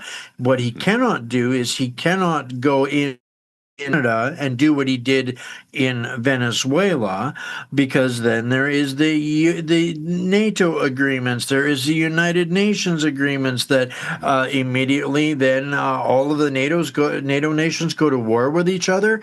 So this is a lot of theater and gobbledygook and nonsense. There's a lot of theatrics and saber rattling, and there isn't the entire NATO community combined. Would still be nothing more than a yipping chihuahua to America if they wanted to try to engage in hostilities. Absolutely suicide. That'd be like suicide by cop, right? So when it comes to Canada, Trump has known all along what's going on. Canada, I've described it this way for a long time. Canada is the golden, shiny unicorn of this vast resources of wealth and some of the smallest population density on the planet. Could Trump take over the country? In a heartbeat. Physically, but could he do it and maintain face on the global scale? Oh, those poor Canadians, if Trump were to do anything about this. At the meantime, Trump knows full well that we are the playground, we are ground zero of the fight, the power struggle between CCP China and Geneva Davos, right? So when your enemy is fighting your enemy, what do? You stay out of the way and let them beat the hell out of each other. So this is what. But wait a minute, Wayne. That's assuming CCP China and Davos are enemies. I don't know that they are. I don't believe that they're enemies, but they're absolutely fighting over who gets to control our resources, and Trump will have neither of them do so. So while they are expending energies trying to have this power struggle between Geneva and Davos and pretend like they're not having these power struggles, Trump is sitting there going, okay, well, who's going to embarrass themselves first? Who is going to show themselves first? And this is kind of where Trump is at. He'll say whatever it takes to nobody is going to beat Trump at brinkmanship. Not the true. Chinese, not the globalists in the EU, none of them. So we have Mark Carney that is making deals on behalf of his company for America, moved his entire company to America, but on Canada's behalf, he is stabbing us in the back by going to China and making a deal with China, and going to Qatar and making a deal with Qatar. And I And the think that EU, the and EU and the Commission. EU, yeah, Yeah. oh yeah, we're going to send troops to fight for Ukraine. All of our 300,000 civil service employees that they're going to turn into a militia military. It's Oh, and wait a hilarious. minute. What role is Krista Freeland playing in Ukraine? I was just, she's an appalling person too. Oh, she's Well, appalling. What she got? She's chief like, money launderer. well, she reminds me of Dern in some of her meetings in COVID. She would come up to the mic and be rubbing the nose and looking She's very glazed. She Oh, looks yeah. like she's got something else going on. She's a Rhodes Scholar Yeah. and a protege of George Soros. George Yeah. Soros Yes. took her under Yes. his wing when she was just still in high school. Chrystia Freeland, when Stephen Harper sent Chrystia Freeland's mother to the Ukraine to help them rebuild their justice system in 2012, whatever the case might be, she was just going to university at that time, so George Soros made sure that she had the elite European education. She got educated in Rome and France and Kiev, which she still holds properties in all of those places and regions. So she is the equivalent of Mark Carney being parachuted into Ukraine to maintain the continuity of the crime syndicates posing as government. They honestly are just. Thank you. They are a cabal. We are talking a mafiosa with strands across the world with these ghastly webs in place. But they are one giant mafia, are they not? What were you going to say? Everybody thinks that the American swamp is the heart and root of it all. It's not. It all is. All of these roots of all of this are in the crown monarchy in the UK, and Canada is the cottage country of those elite parasite swamps. And this one, Canada, nothing to see in Canada. That is exactly the camouflage that they wanted when some of the world's worst of those people and families have their roots in Canada. Stephen Thompson, perfect case of that. You guys know of him as Thomson Reuters. Thomson, that Thomson Reuters news publication from Europe. He funds and owns the entire European media institutions and unions, but yet gets $9.7 billion a year from BlackRock to make sure the news goes out right. He's Canadian. He's a hero in Canada. He owns a hockey team. He is a good guy. I think he's getting the Order of Canada or something. This is the true swamp creatures. They live and thrive in cottage country called Canada for the world's greatest swamp creatures. Wow. Yes, and that's a beautiful, beautiful summary. I just want to add that it's not just the city of London, and the Crown, but it's also the European continentalist bankers. So basically, the Vatican Bank and the other banks along there. So it's really the EU and the UK, but particularly for Canada because we're a Commonwealth country. It's the UK has most power over us, but. With Carney's job is to actually, essentially strip mine the wealth of Canada for the European continentalist bankers, according to Tom Longo. So, and he's actually a middleman between the two competing central banking groups. But anyway, it's bad. It's really bad. Yeah. So, on this rather desperate note, let's say what individuals need to do, and it really is back to your clarion call, Wayne, and it was a good call in this interview. You said, I'm not here to offer easy street. I'm not here to say if you want a future for your children's children, that it's all going to be laid on for you and it can be, Pollyanna-ish in the solutions offered. What's it going to require? And you said something very crucial, Wayne. You said individuals taking full responsibility for our lives. We don't need these governments at all, ultimately. No. Okay, so where do we go with that? It literally comes down to, in my mind, that localism is, again, it's the only safe and effective cure for globalism. Because as this dumpster fire comes apart, and I have no doubt that it absolutely will be. It was Jacob Rothschild's within 3 or 4 months of the special military operation launching in Ukraine. It was Jacob Rothschild that said, if we lose this war in Ukraine, the New World Order is over.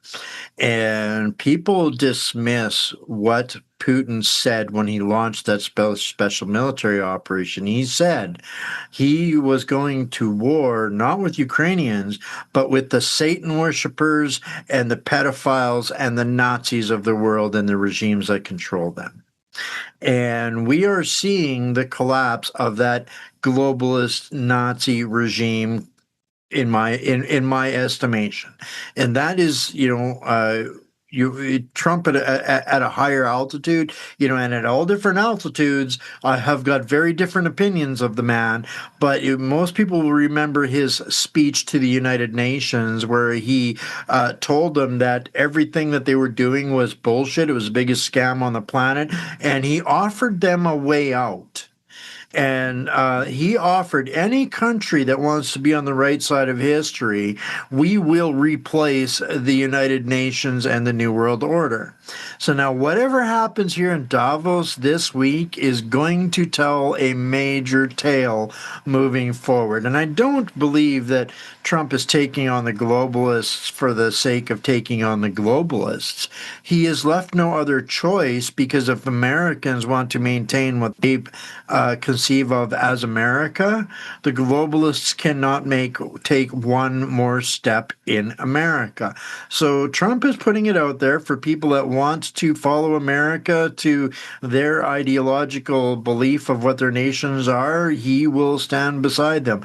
My fear is, at the end of the day, we're really all just turning this into Oceania, Eurasia, and East Asia, exactly as Orwell described. So who's got the playbook? I don't know. The only one that's been corroborated for 2,000 years is God's word. So for us as individuals, fortify your communities, prepare yourselves, take a baseline of your abundances, a baseline of your shortcomings, and know that the Tower of Babel is coming apart. And this is not the first time. This is just history repeating itself. This New World Order is literally the old Tower of Babel rebranded, reversion, trying to control the world again. That was what the Babylonians were trying to do back then, control the whole world. This is what they're trying to do now, and it is not going to happen. And this is the problem, reaction, solution thing that we have to be aware of. As this Tower of Babel collapses, these evil entities will say, here, help us rebuild in the New World Order, the Great Reset, and we will provide for you. We will give you income. We will give you access to food, medicine, all of these things. And this is our only opportunity to say, nope, we got this. Our community is strong. We don't need any of those things.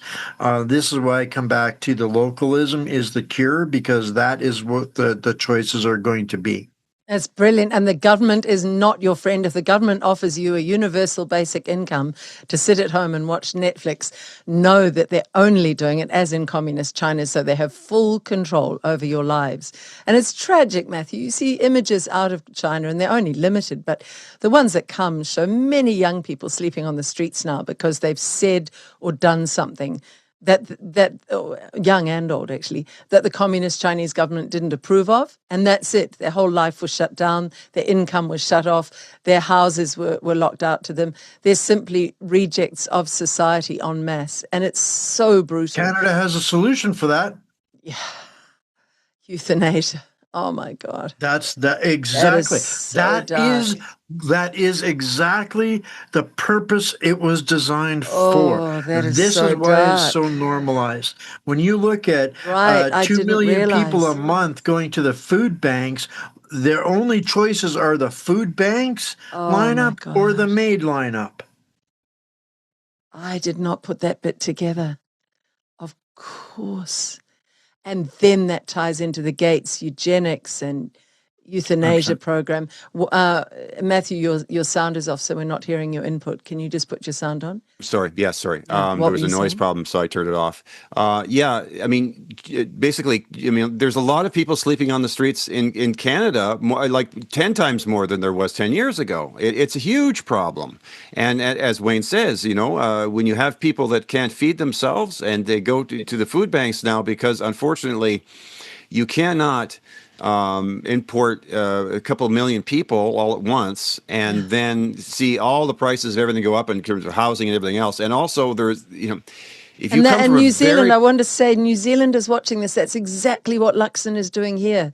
The national government, the Conservative government, is importing so many people from India when we can't even house our own people. So ask yourselves, with this election coming up, is either of the National or Labour governments any different from the other? Anyway, back to you, Matthew. That's exactly the same issue. We can learn so much from Canada's disaster. Yeah, and what's happened already, Canadians could learn a lot from what's happened in the UK in terms of, do we want to live in a society with these bills get passed? We will very shortly, where Wayne, myself, will be put up on charges, large $20,000 fines, up to 2 years in jail. And I mean, it'll be like the Soviet Union was back then.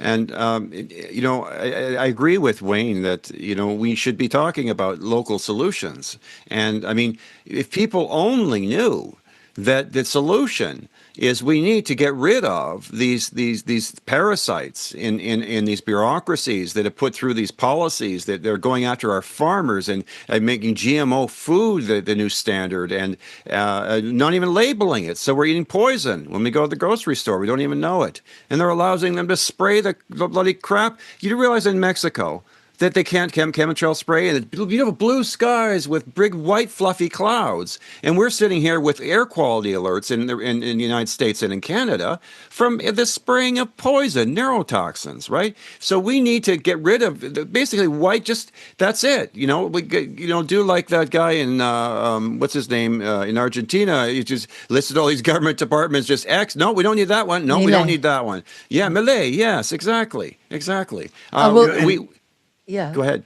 Oh, we'll go out on a chemtrail shot that was sent to me last night, actually, from north of Wellington, and just a couple of shots showing the weather that is coming in. Today is Tuesday here in New Zealand. We expect by Thursday it'll be rampant flooding in our country because they're trying to get us off the land. But it's so obviously now linked. If you look up in the blue skies and go, these lines are not normal clouds. This is not the way normal planes used to react. Our skies growing up were not covered with these lines of poisons. That's what they're doing. What were you going to say, Wayne? And here, anybody that thinks our government wouldn't engage in any of this, let Canada be the lesson to the world that by 2040, our government literally plans to euthanize 14.7 million Canadians. Yes, which is about 50% of the population. Where did you hear that? Where did you see that? It's in a report. It's a balanced budgeting mechanism for them. This is why they have adopted murder as a medical procedure. And can you send me that? Is that in a government report? Because if it's there, it'll be in New Zealand. It's in a Sage Journal report.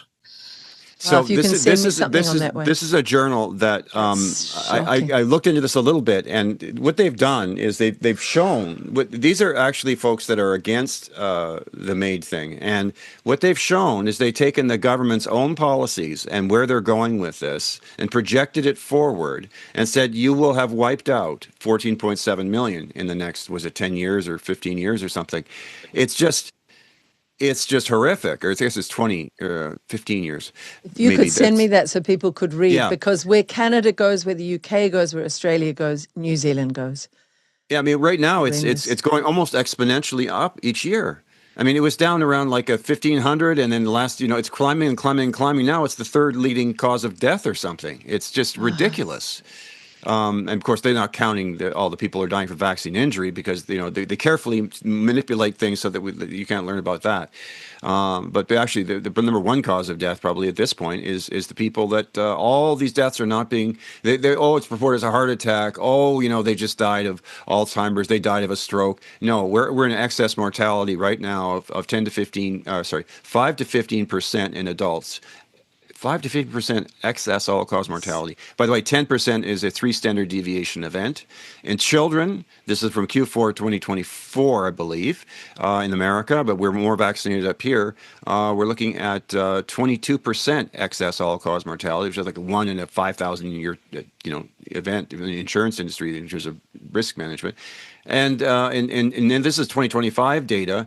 In the first year of life, infants are dying at 77% excess all-cause mortality. And God help them, the vaccinated, either one of the parents is vaccinated, they're finding it's actually being passed in to the child's DNA. So, and that ties in with the midwife I spoke to yesterday here in New Zealand, who said the rates of stillbirths are through the roof. That means perfectly formed babies born dead, and the rates of miscarriage the same, and it's not being talked to a midwife who had 100% mortality rate amongst her clients.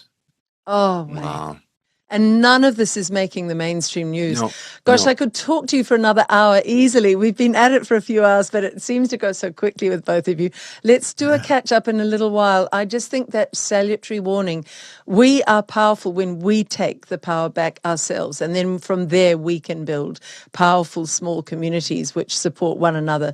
So that's where we go to localism away from globalism. But remember this. I'm with Wayne all the way that good does win over evil in the end. Mm-hmm. And the way I work it out is a very simple thing. It's good is when you treat your neighbor the way you would like to be treated. Exactly. And it's in the commandments. And it's a very simple philosophy. Would I like to be treated the way Mark Carney is treating Canadians? No, I wouldn't. Mark Carney, would you like to be treated the way you're treating Canadians? You wouldn't. So stop doing it. You are going to pay a price. You just can't see it yet. What an amazing talk. One line from each of you to finish for viewers who are watching this and want to really think about this. Go away and think about this conversation. Matthew, you first. It's important not to give up, and it's important not to think there's nothing you can do. And the important thing to do is to think about what can you reasonably accomplish in discussions with people. But you must reach out and talk to your neighbors and your friends and talk to them about things like even just food and what's going on with food, just to wake them up. Yeah, food is a great way. And what about you, Wayne? Final word to you. Maintain your humanity. When you see yourself being pulled into dehumanizing a group that you oppose, that is not the path to victory. The only thing that is a path to is mutual decimation and murder, because once we've lost our humanity, we lose every connection to the only thing that will potentially save us all, and that is God's will. So everything is connected to our humanity. And if we've lost that, what purpose is there? Best place to follow each of you, please. Wayne, we didn't get to this, but you've been cut off X, which makes no sense. Please, I'll be posting this on X. Please, Elon, put him back on X. He's too invaluable. But where can people follow you? Whatsupcanada.org, Substack, or my website, or Rumble. Those are the only places where I am not forbidden fruit for truth when it comes to that, because I don't play the left versus right dichotomy. I don't play any of that. I stand for humanity, and I am quite willing to fight in the shade, so I get lots of shade. So yeah, that's the place to do it. And Matthew, what's the best place for people to follow you? On X, Matthew Pauly 13. So it's MATTHEW. It's on the screen there, and Pauly PAULY 13. I just concur with reminded people whatsupcanada.org. Wayne's show is incredible, and I also would just like to say, please, Elon Musk, please do something. When we have, all of this incredible content that Wayne had posted up, the Freedom Training International shows, all around the world, all freedom stuff, and there must be something broken in the application of these algorithms that someone like Wayne would be deplatformed. So please. All right, thanks. We'll do this as a cut. Please, Elon. Please put him back up. His content is right over target. And we're going to go out on that chemtrail with a little bit about New Zealand's weather. Please think of us as we go into the next few days. This is obviously a land clearing event, manufactured, I would put my money on. And finally, we'll end up with, it is an AI clip, but it's some Albertans who put this together to say, let's be independent and give you something to think about as we go. Thank you both so much. Thank you, Matthew. Great. And Wayne, you're Thank a you. treasure. Thank you so much for having us.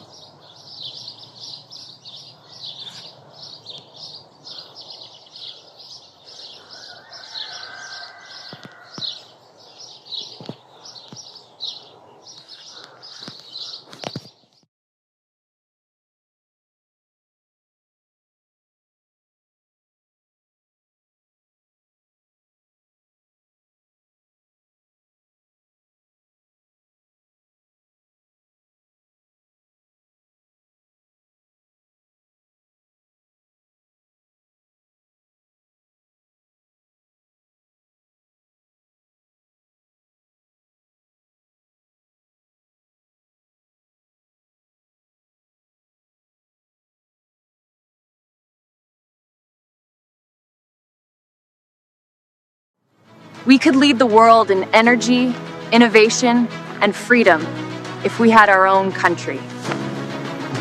$79 for steak. Alberta needs to leave this country. When Alberta goes independent, we'd pay zero income tax in 5 years. Serious? That's like getting a raise overnight. Mass immigration is breaking the system, and that's why Alberta needs independence. We can build a system that works. I'm done waiting. The second that independence petition drops, I'm signing it so I have a future.